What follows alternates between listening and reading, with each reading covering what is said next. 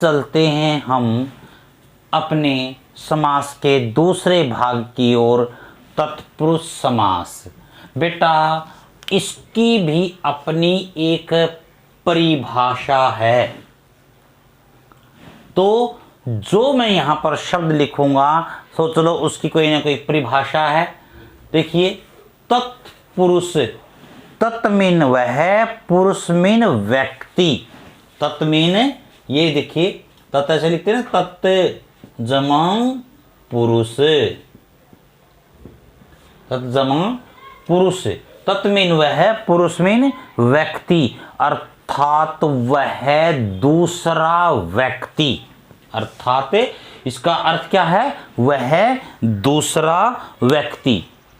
अब देखिए इसकी परिभाषा, जिस समस्त पद का दूसरा पद प्रधान होता है। दूसरा पद बेटा इसमें आपकी पुस्तक में ना उत्तर पद भी बोलते हैं, यानी जिस समस्त पद का उत्तर पद प्रधान होता है, पूर्व पद गौण होता है, छिपा होता है। अर्थात देखिए मैंने खोल कर बता दिया है, तत् मीन वह, पुरुष मीन व्यक्ति, यानी वह दूसरा व्यक्ति जिस समस्त पद में दूसरा पद प्रधान होता है या उत्तर पद प्रधान होता है, उसे हमें तत्पुरुष समास कहते हैं। अब इसके भेद देखिए बेटा, इसमें आपके कारक आते हैं। कारक आपने पढ़ा होगा, कर्ता ने कर्म को करण से संप्रदान के लिए अपादान से अधिकरण में पर संबोधन है अरे आदि। तो कर्ता कारक को छोड़कर और संबोधन को छोड़कर सभी कारक इसकी विभक्तियों में आ जाते हैं बेटा। तो सबसे पहले चलते हैं ग्रामगत। ग्राम होता है गांव, ग्राम गत, गत होता है गया हुआ। ग्राम को गया हुआ, यानी गांव को गया हुआ, विभक्ति प्रकट हो गई बेटा, ये को। अकाल पीड़ित, अब देखिए इसमें विभक्ति छिपी है, अकाल पीड़ित, अकाल से पीड़ित। अकाल होता है यानी प्राकृतिक आपदा जब हम पर आती है तो उसे बोलते बेटा अकाल, सूखा पड़ना, बाढ़ आना, अकाल पड़ जाना। तो ये देखिए अकाल से पीड़ित। देश भक्ति, देश के लिए भक्ति, यानी आपको बेटा इसमें अलग अलग लिखने की जरूरत नहीं है कि ये कर्ण तत्पुरुष है, ये कर्म तत्पुरुष है, ये संप्रदान तत्पुरुष है, तो वो तो विस्तार हो जाएगा बहुत अधिक। तो मैं आपको बता रहा हूं, जैसे ये कर्म, ये अकाल से पीड़ित करण, ये देशभक्ति संप्रदान, तो ऐसे लिखना है आपने कि तत्पुरुष समास। तो यहां पर है देशभक्ति, देश के लिए भक्ति, देश के लिए भक्ति।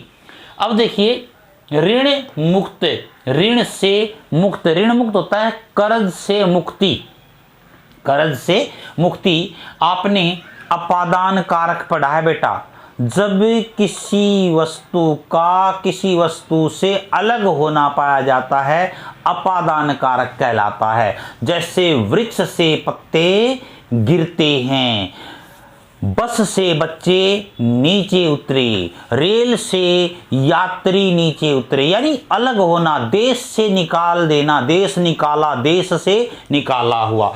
तो यहां पर है ऋण मुक्त, ऋण से मुक्त। अब है अगला बेटा राजभक्ति, राजा की भक्ति। राजभक्ति क्या होता है? राजा की भक्ति।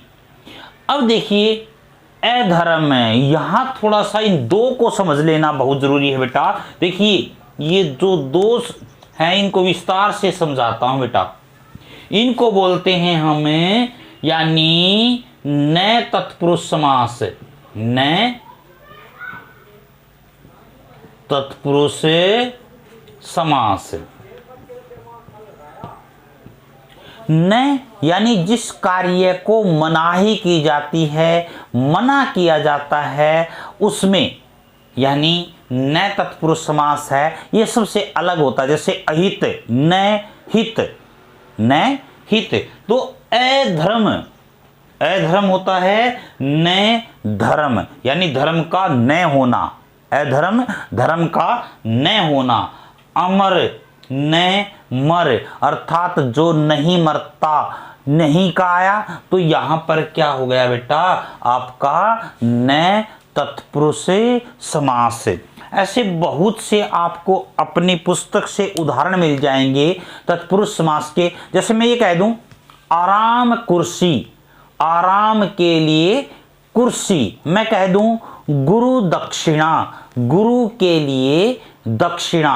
अगर यहां पर ग्रामगत बोला है, अगर मैं आपको ये कह दूं स्वर्गागत, स्वर्ग से आया हुआ, स्वर्ग को गया हुआ, तो वहां पर भी कौन सा होगा आपका तत्पुरुष समास से होगा। तो बेटा फिर सुन लें एक बार, तत्पुरुष समास से फिर देखिए, तत् मीन वह, पुरुष मीन व्यक्ति, यानी वह दूसरा व्यक्ति जिस समस्त पद का दूसरा पद या उत्तर पद प्रधान होता है, उसे हम क्या कहते हैं, तत्पुरुष समास से कहते हैं। और मैंने आपको बहुत से उदाहरण बता दिए हैं बेटा। जब आप अपनी पुस्तक से पढ़ेंगे तो आपको पूर्ण रूप से समझ में आ जाएंगी। और न तत्पुरुष समास मैंने आपको अलग से भी समझा दिया है।